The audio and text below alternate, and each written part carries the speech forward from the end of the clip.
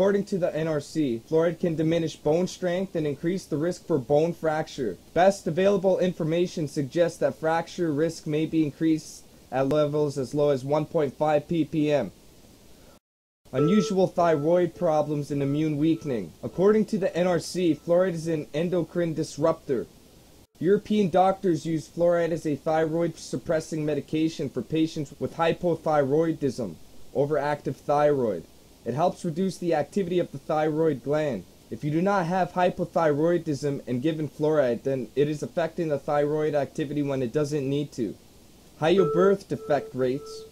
Cardiovascular problems like arrhythmias, which is disturbances in the heart's normal beating pattern. Kidney problems. It makes women sterile. Has many neurological damage to the brain, but most importantly, fluoride attacks the hypothalamus, a part of the brain that controls emotions.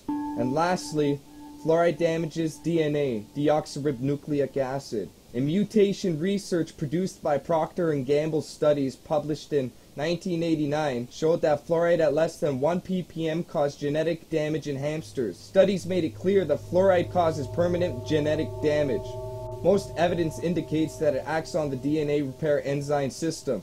Damaged DNA and a slowed down DNA repair enzyme system is the reason why the aging effect speeds up. If the damaged DNA makes its way to a sperm or egg cell, the damage will be replicated and it will lead to a birth defect. Damage to a DNA is responsible for tumors and cancers. Procter & Gamble, fluoride in our water supply. Fluoride in our water supply. Fluoride in our water supply. If you feel angry right now, you should be. If this information is new to you, you must feel so deceived. All of these are facts, and I encourage you to research it yourself. Now that we know what fluoride is and know 100% that it is in the water, and know the effects of fluorides to human, I want to show you a disturbing clip. A growing movement that many hope will eventually lead to the demise of bottled water. The Federation of Canadian Municipalities voted today to urge its nearly 2,000 members to start phasing out bottles. As the CBC's Heather Robinson reports, some cities are already ahead of the curve. Expect to see more of this where you live. Canadian municipalities are encouraging you to drink from the tap and take a pass on buying bottled water. It's not a ban. We're just trying to educate our citizens and say the water that you pay in your city is good. You use it. Chemicals in our water. You know about that, right? The fluoride in our water. That's why we're fighting to preserve our territory, preserve our land. Because why? Our water sources are being diminished and destroyed as we speak. Do you trust your media now? Okay, let's talk about different ways that you can ingest fluoridated water. Let's say you don't drink tap water. Good for you. You buy bottled water that has 0.0 ppm of fluoride in it. Just look on the label. Don't drink bottles like these. People use tap water for food like sidekicks and soups. They can mix it in with concentrated juice. But let's say you don't do any of that either. Good for you. You use bottled water for everything. People take baths and showers in fluoridated water. Nice hot shower opens up your pores and allows a little bit of fluoride to enter your body. Also, the steam is inhaled to the lungs and enters the body like that. I hope fluoridated water is a concern to you now.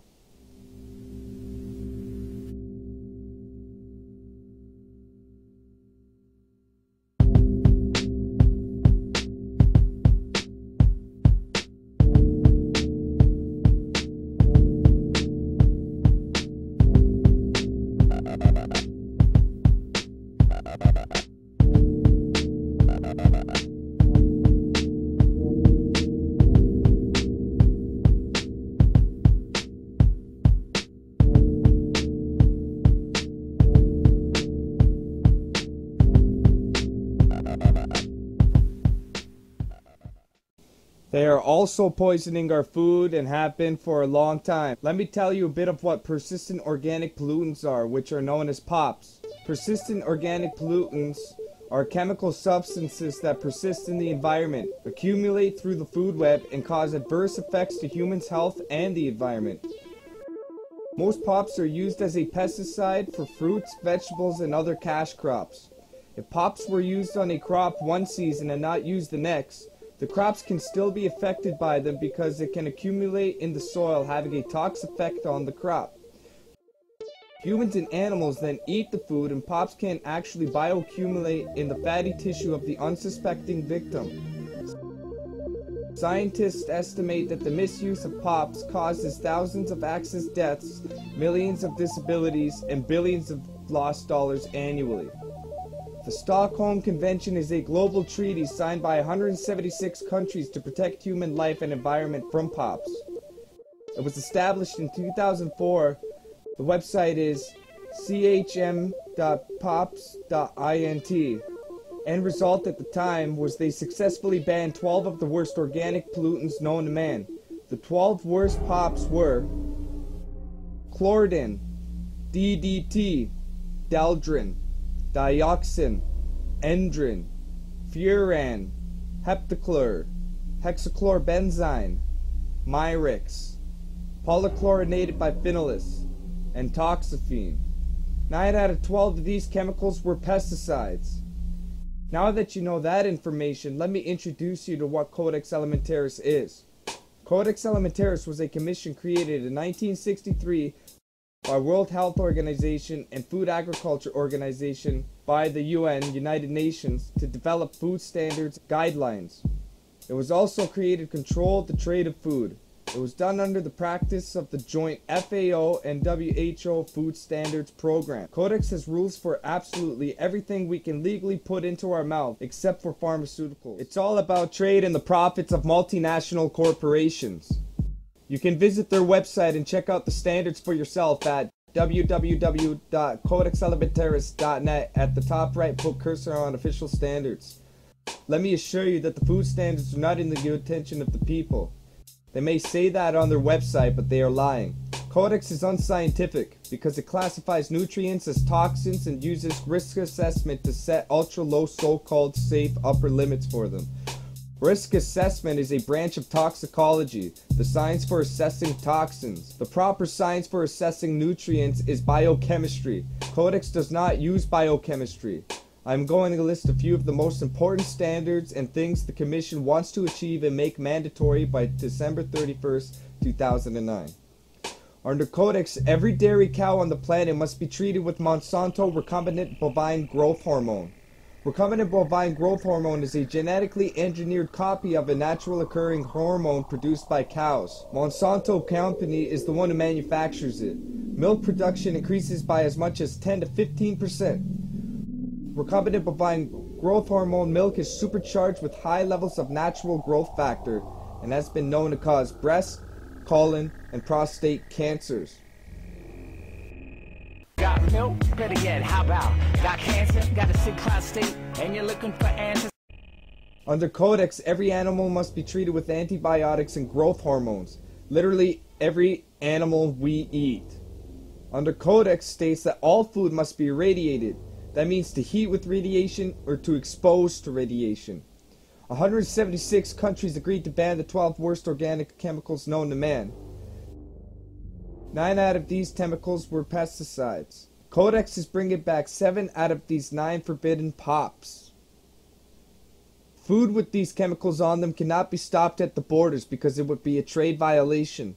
All of this will be mandatory December 31st, 2009 of this year.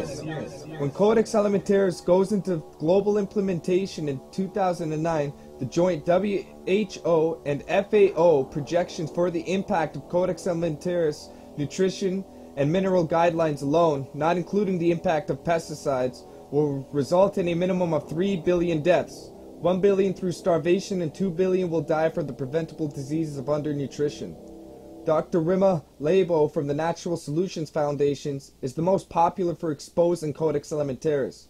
You can find her videos on youtube.com by typing Codex Alimentarius in the search. All that I've stated is completely true.